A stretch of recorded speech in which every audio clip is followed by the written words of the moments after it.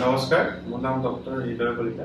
মোৰ ঘৰ বাইহাটা চাৰিআলিতে আৰু মোৰ চেম্বাৰটো ইয়াতে বাইহাটা চাৰিআলিতে আছে, গুৱাহাটীৰ।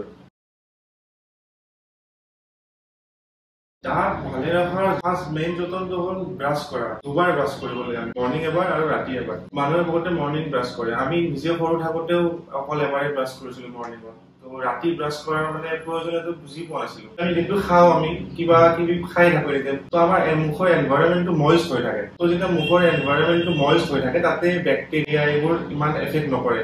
কিন্তু ৰাতি কি হয়, আমি ৰাতি যদি ব্ৰাছ নকৰাকৈ শুই যাওঁ ন, ৰাতি বেক্টেৰিয়াবোৰে ইজিলি এটেক কৰিব পাৰে, কাৰণ আমাৰ মুখখন বন্ধ হৈ থাকে। আমি ৰাতি খোৱাৰ পিছত একো নাখাওঁ, পানী হওক চাহ হওক একোৱে বস্তুৱে নাখাওঁ, য'ৰ পৰা আমাৰ মুখটো মইষ্ট হৈ থাকিব। মুখটো আমাৰ ৰাতি শুকান হৈ থাকে, ড্ৰাই হৈ থাকে। তো ড্ৰাই এনভাইৰনমেণ্টত বেক্টেৰিয়াবোৰে সোনকালে আপোনাক দাঁতক এটাক কৰিব পাৰে। তো সেইকাৰণে ৰাতি যদি আমি ব্ৰাছ কৰিবলৈ শুব পাৰোঁ, তেতিয়াহ'লে বেছি ভাল এইটো ৰাতি ব্ৰাছ কৰাটো মেইন যতন হয়। ছেকেণ্ড কথা, পাৰিলে সদায় ৰাতি কুহুমীয়া পানীত নিমখ দি পেলাই কুলি কৰিব লাগে। কিছুমানৰ গামছৰ ইছ্যু থাকে, আলুৰ ইছ্যু থাকে, দাঁতৰ আলুবোৰ ফুলা থাকে, তেজ ওলাই থাকে। তো তেখেতসকলৰ কাৰণে আপুনি নিমখ পানীৰে ব্ৰাছ কৰি উঠি নিমখ পানীৰে সদায় এবাৰ কুলি কৰি কিনে শুই যাব পাৰে। এইটো এটা ভাল উপায়। এতিয়া দাঁতৰ গুৰি ফুলা আৰু তেজ ওলোৱাৰ এটা প্ৰধান কাৰণ থাকে দাঁতত কেলকুলাছ পাথৰ বুলি কয় আমাৰ ইয়াৰে ভাষাত। পাথৰ জমা হয়। তো সেইটো জমা হ'লে ঘৰুৱা উপায় এনেকুৱা নাথাকে, এইটো ডক্টৰৰ ওচৰত, ডেণ্টিষ্টৰ ওচৰত গৈ পেলাই এইটো স্কেলিং বুলি কোৱা হয়। স্কেলিং কৰি উঠি পেলাই সেইটো কৰাটো বেছি ভাল। নহ'লে আলুৰ ভিতৰত পাথৰো জমা হৈ থাকিব, আপুনি এইফালে মলম লগাই থাকিব, কুলি কৰি থাকিব, একো কাম নিদিয়ে। আগতে যিটো আপোনাৰ বস্তুটো আপোনাক হাৰ্ম কৰিছে, সেইটো গুচাই ল'ব লাগিব। তাৰ পিছতে মলম লগাই কুলি কৰে, সেইবোৰ বেছি ভালকে কামত দিব। খাদ্যৰ একো প্ৰভাৱ নেপেলায়। ফাৰ্ষ্ট কথা, মেইন কথা হ'ল খাদ্য এটা মিঠা আছে, য'ত আপোনাৰ কাৰ্বহাইড্ৰেট জাতীয় খাদ্য থাকে, সেইটো বেছি প্ৰভাৱ পেলায়। কিন্তু আপুনি যদি খাই পেলাই ধুনীয়াকে মুখখন ধুই দিছে, দাঁতৰ যদি কোনো চুকত বা কোণত যদি একো খোৱা বস্তু সোমাই নাথাকে, তেতিয়াহ'লে আপোনাৰ কেতিয়াও একো নহয়। যদি দাঁতৰ কোণত বা চুকত বা ওপৰত যদি খোৱা বস্তু সোমাই থাকে, তেতিয়াহে এফেক্ট কৰিব, স্পেচিয়েলি কাৰ্বহাইড্ৰেট জাতীয় বস্তু, মিঠা জাতীয় বস্তু। টুথপেষ্টৰ ক্ষেত্ৰত নাই, মই নিজে কলগেট ইউজ কৰি আছো। টুথপেষ্টৰ এনেকুৱা বনাই, কিছুমানৰ দাঁত সেনচিটিভিটি থাকে, খিৰখিৰাই থাকে, তাৰ কাৰণে কিছুমান মেডিকেটেড টুথপেষ্ট থাকে, ফ্লোৰাইড জাতীয় টুথপেষ্ট থাকে, সেইবোৰ ইউজ কৰিব পাৰে। তো টুথপেষ্টৰ এনেকুৱা নাই, খালি ব্ৰাছিং টেকনিকটো ভাল হ'ব লাগে। সেইটো মই লাষ্টত দেখাই দিম কেনেকে ব্ৰাছ কৰিব লাগে।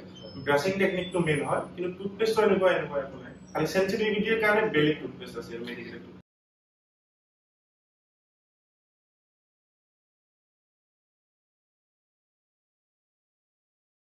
এতিয়া এইবোৰ মই কৰিতো পোৱা নাই, আগতে কৰা দেখিছিলো, আমাৰ ঘৰৰ মানুহ আইতাহঁতেও কৰিছিল, এঙাৰেৰে কৰিছিল। এতিয়া এঙাৰেৰে কৰিলে কি হয়, এইটো এব্ৰেচিভ থাকে। এঙাৰটো কি হয়, এব্ৰেচিভ বস্তু থাকে, নিমখ এব্ৰেচিভ থাকে। এব্ৰেচিভ কিবা এটা বস্তু ঘঁহনি দিলে ঘঁহনি যায়, সেইটো এব্ৰেচিভ বুলি কয়। তো আপুনি যদি এঙাৰেৰে ব্ৰাছ কৰে বা নিমখেৰে ব্ৰাছ কৰে, আপোনাৰ ওপৰৰ লেয়াৰটো গুচি যাব। ইভেন ব্ৰাছ কৰিলে মানুহে যেতিয়া ব্ৰাছ কৰে, বহুত জোৰত ব্ৰাছ কৰে বা বহুত টাইম ব্ৰাছ কৰি থাকে, তেতিয়াও দাঁত হৈ যায়। আপোনাৰ দাঁতৰ চাইডে হৈ যায়, ব্ৰাছিং টেকনিকটো ভুল হলে এনেকে। তো কিবা এটা বস্তু আমাক কোৱা হয়, শিলো হৈ যায় বোলে, তো দাঁতো হৈ যাব। তো ব্ৰাছ কৰিলে যিটো হৈ যায়, এঙাৰেৰে কৰিলেতো আৰু সোনকালে হৈ যাব। দাঁতটো চাফা বগা এইকাৰণে হৈ থাকে এঙাৰে, কাৰণ দাঁতটো লাহে লাহে ঘঁহি যায় থাকে, ওপৰৰ লেয়াৰটো উঠি যায় থাকে, সেইটো হয়।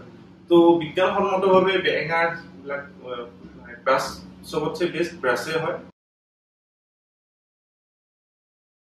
নিমখটো এব্ৰেচিভ হয়, নিমখটো আপুনি ইয়াতে হাতত ললে ঘঁহনি থকাত দৰে হ'ব। নিমখ এব্ৰেচিভ থকা বস্তু একোৱেই আপুনি ইউজ কৰিব নালাগে। এব্ৰেচিভ য'ত থাকে, এব্ৰেচন য'ৰ পৰা হয় বস্তু, এব্ৰেচনটো মই অসমীয়াত বুজাব গ'লে ধৰক মই এইটো ঘঁহাই দিছো, ঘঁহাই দিয়াৰ পিছত এইটো ঘঁহি গৈছে, কিন্তু এতিয়া এব্ৰেচন হৈছে এইটো বস্তুটো। তো নিমখটো আপুনি লৈ এনেকে থাকিলে দাঁতটো হৈ যাব, আৰু এঙাৰটোতো যাবই হয়। তো যিটো বস্তুৰ পৰা দাঁতৰ ক্ষতি হয়, সেইটো কৰিব নালাগে। নিমখটো এনে ভাল, কুহুমীয়া পানীত যদি নিমখ লৈ কুলি কৰে, যিটো নিমখ হৈ নাথাকে, সেইটো গলি যায়, সেইটো বেছি ভাল লাগে। ধপাতটো আপোনাৰ দাঁততকে বেছি ভয়ানক আমাৰ যিখিনি চফ্ট টিচু আছে, আমাৰ গাল, জিভা, এইবোৰৰ কাৰণে বেছি ক্ষতিকাৰক হয়। আলু, গামছ, এইবোৰ ইয়াৰ কাৰণে বেছি ক্ষতিকাৰক। মুখৰ কেঞ্চাৰ, অৰেল কেঞ্চাৰ, জিভাৰ কেঞ্চাৰ, তো এইবোৰ আপোনাৰ ধপাতৰ পৰা হয়। চব বস্তুৰ অতি বেছি কৰিলেতো চব বেয়াই হয়। এখন দুখন খাইছে একো নাই। তামোল পাণৰ পৰা এটা মেইন প্ৰব্লেম থাকে, দাঁতত চেক লাগে, লেতেৰা হয়, সেইটো এটা চবতছে মেইন প্ৰব্লেম। আৰু ছেকেণ্ড প্ৰব্লেম, যদি তামোলবোৰ যদি দাঁতৰ ফাকে সোমাই থাকে, আৰু তাৰপিছত ফাটটো মানুহে আকৌ কি কৰে, ফাটটো আকৌ গুচাবৰ কাৰণে ফলা সোমায়, তো গাঁতটো আৰু ডাঙৰ হৈ যায় থাকে।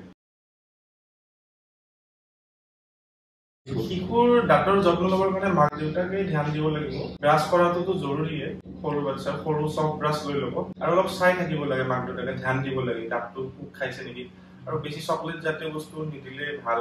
আৰু শিশুৰ দাঁতটোতো 6 বছৰ পিছৰ পৰা আহে, যিটো 6 বছৰ পিছৰ পৰা আহে সেইকেইটা আমাৰ পাৰ্মানেণ্ট দাঁত হয়। তো বেছিকে ধ্যান দিব 6 বছৰৰ পিছৰ অহা দাঁতকেইটা। বহুতে সেই দাঁতকেইটাকো গাখীৰৰ দাঁত বুলি ভাবি পেলাই গুৰুত্ব নিদিয়ে, পিছত সেইকেইটা দাঁতো বেয়া হৈ যায়, তেতিয়া সেই দাঁতকেইটা আৰু নাহে সৰাব লগা। মই লাষ্টত ফোন কৰিছিলোঁ ব্ৰাছিং টেকনিকটো। এইটো ধৰক আমাৰ মুখ হয়, এইটো ওপৰৰ পাৰি, এইটো তলৰ পাৰি। এতিয়া ব্ৰাছ কেনেকৈ কৰিব লাগে, ব্ৰাছডাল এনেকৈ ল'ব, লৈ তলৰ পাৰিব এনেকৈ কৰিব, মানে সদায় তলৰ পৰা উঠাব। কাৰণ আমাৰ খোৱা বস্তু সদায় এনেকৈ গামছবোৰতে জমা হৈ থাকে, দাঁত আৰু আলুৰ মাজত। তো এনেকৈ ওপৰ কৰিব, এনেকৈ আৰু ওপৰৰ পাৰি হ'লে ওপৰৰ পৰা কৰিব লাগিব এনেকৈ। তো কাৰণ ওপৰত দাঁতৰ গামছ ওপৰত থাকে, তো এনেকৈ কৰিব। আৰু লাষ্টত এবাৰ ৰাউণ্ড এনেকৈ ৰাউণ্ড কৰিব। আৰু ভিতৰৰ কাৰণে এইটো তলৰ পৰা আনিব সদায়, তেতিয়াই চাব ওপৰৰ পৰা এনেকৈ। আৰু লাষ্টত ৰাউণ্ড কেতিয়াও এনেকৈ ব্ৰাছ নকৰিব, এনেকৈ মানে এনেকৈ। আমি কি কৰোঁ, ব্ৰাছডাল লৈ গ'লে এনেকৈ থাকোঁ। কিমান টাইম থাকোঁ আমি নিজে গম নাপাওঁ। এনেকৈ থাকিলে দাঁতবোৰ ক্ষয় যায় বেছিকৈ, আৰু চাফো নহয়, একো চাফ নহয়। তো সদায় ব্ৰাছ এইটো মোচনত কৰিব, ৰাউণ্ডৰ মোচনত, আৰু ওপৰৰ পৰা হ'লে তল পিনে আনিব, গামছৰ পৰা, আলুৰ পৰা, আৰু তলৰ হ'লে তলৰ পৰা ওপৰত নিব, আৰু ভিতৰৰ হ'লে